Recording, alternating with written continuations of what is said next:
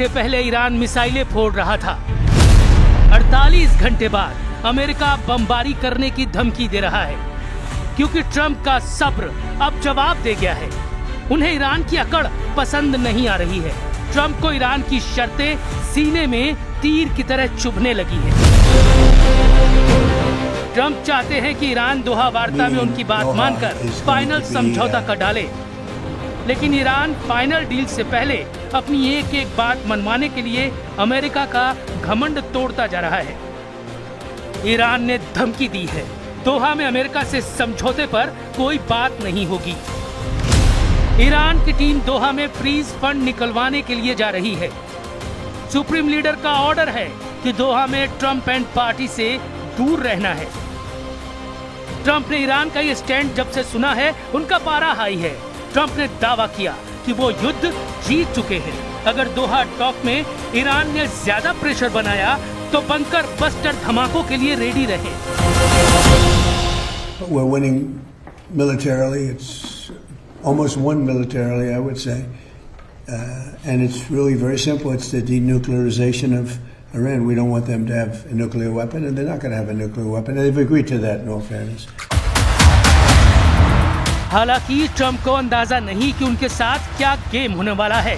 Iran ने मुस्लिम brotherhood का दांव चलकर अमेरिका को खाड़ी से खदेड़ने का रोड मैप बना लिया है। ईरान की चली तो अमेरिका अभी चल रहे समझौते से भी आउट हो जाएगा। खाड़ी देश की टीम ईरान डील से अमेरिका को बाहर का रास्ता दिखाने की तैयारी कर रहे हैं। इसकी अगुवाई ओमान, सऊदी अरब और कतर कर रहे हैं। तीनों देशों का मानना है कि युद्ध से ट्रंप की विश्वसनीयता कम हो गई है, जिसके चलते ईरान डील पर ठीक से अमल नहीं हो पा रहा है। कतर में होने वाली बैठक में अगर अमेरिका और ईरान फाइनल स्टेज तक नहीं पहुंचते हैं तो फिर खाड़ी देश अपना प्लान एक्टिव कर सकते हैं।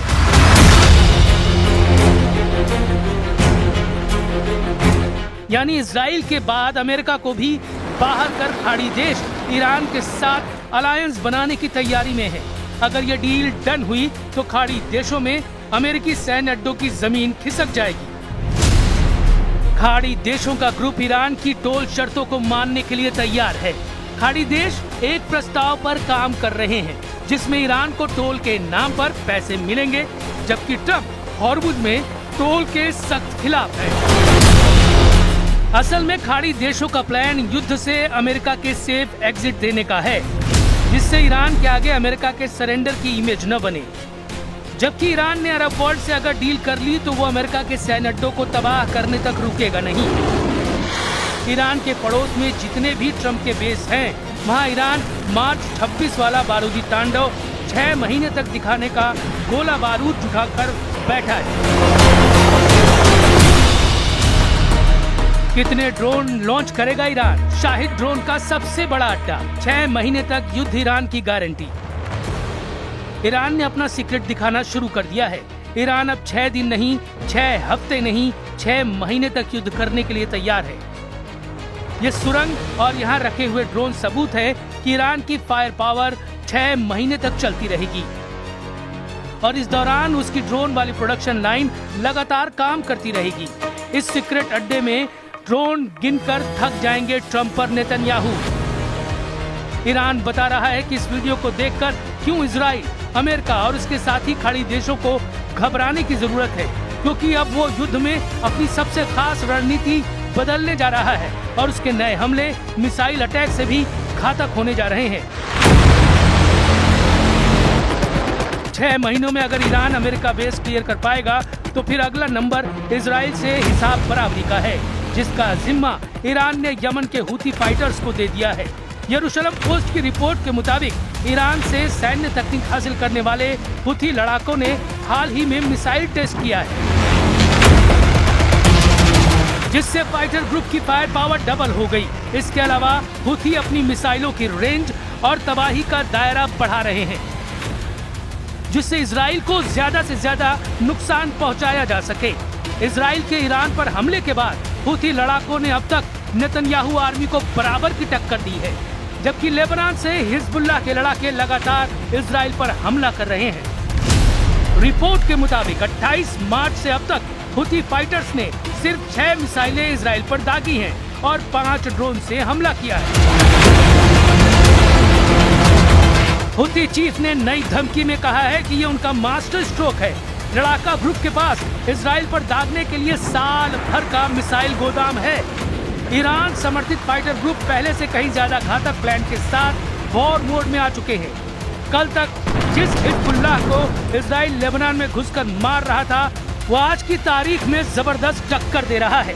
हिजबुल्लाह चीफ नईम कासिम ने धमकी दी है कि ट्रंप के कहने पर इजराइल से जो समझौता हुआ है वो किसी काम का नहीं। नईम कासिम ने ट्रंप से ईरान वाली डील की डिमांड कर दी है। عن السيادة هذا الاتفاق منعدم الوجود ويجب تطبيق مندرجات مذكرة التفاهم الإيرانية الأمريكية. في هذه اللحظات بيان صادر عن الأمين العام لحزب الله إن ربط الانسحاب الإسرائيلي بنزع سلاح المقاومة من كل لبنان طرح خطير جدا يتجاوز كل الخطوط الحمراء.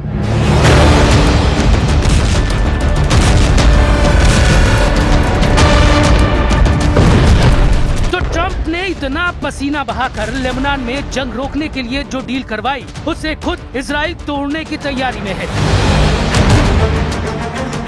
क्योंकि इजराइल के सामने लेबनान से निकलने के लिए जो शर्त रखी गई वो हिजबुल्लाह मानने को तैयार नहीं,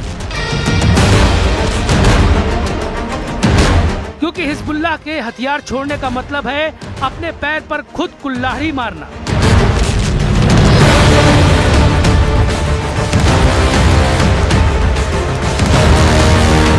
और इसलिए इजराइल ने दो टूक कह दिया है कि वो लेबनान तभी छोड़ेगा जब हिजबुल्लाह हथियार छोड़ेगा।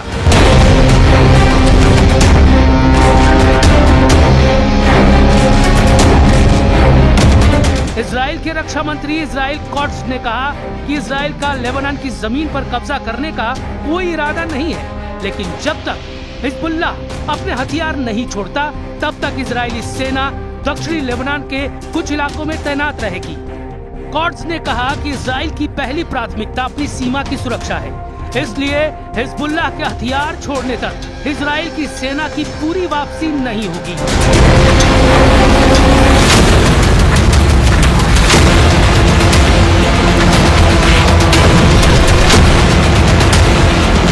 मतलब साफ है, कोई पीछे हटने को तैयार नहीं है।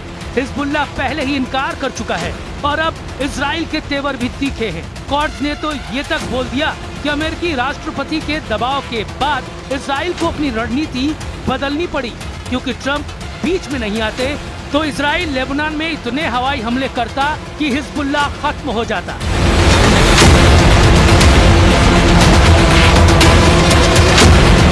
लेकिन अमेरिका के दबाव की वजह से इजराइल को बेरूत पर हमले रोकने पड़े और अब वो केवल चुनिंदा जगहों पर हमले कर रहा है। यही नहीं, इजराइल के रक्षा मंत्री ने लगे हाथ ईरान को भी चेतावनी दे डाली। कहा कि अगर ईरान ने इजराइल पर लेबनान की वजह से मिसाइलें दागी तो इजराइल की सेना जवाब देगी और अपने दम पर युद्ध लड़ेगी। यानी नेतन्याहू ने लेबनान के मुद्दे पर नहीं झुकने की कसम खा ली, बोल दिया कि ट्रंप कितना भी दबाव डाल दे वो नहीं झुकेंगे। No matter what happens in the talks, with an agreement, without an agreement, I pledge to you that Iran, as long as I'm Prime Minister, will never have a nuclear weapon. Never. As long as I am the Prime Minister of Israel, I will not let that happen. अब देखना होगा कि Israel का अगला कदम क्या होगा। वो Lebanon में इसी तरह मिलिट्री ऑपरेशन अंजाम देगा या ईरान और हिजबुल्लाह से आर पार का युद्ध लड़ेगा, क्योंकि ट्रंप ने अगर जल्दी मुस्तफा खमेनी और उनकी मिसाइल ब्रिगेड को नहीं रोका तो इजराइल का बचना नामुमकिन होगा। तेहरान की तरफ से इस वार्निंग को डिकोड कर लिया गया है, लेकिन मुस्तफा खमेनी और उनके तमाम लीडर्स को टारगेट करने के लिए अमेरिका ने भी पूरी तैयारी कर ली है। ट्रंप ने धमकी देकर बता दिया कि अगला टोमाहाक क्रूज मिसाइल कहां गिरने के लिए तैयार की जा चुकी है। दोहा में ईरान का स्टैंड अगर चेंज नहीं होता है तो ये मान लीजिए खाड़ी देशों में कहर बरतेगा। हमला ईरान करे या अमेरिका, कुचले जाएंगे वो देश जिन्होंने युद्ध भड़काने वाला कांड किया है।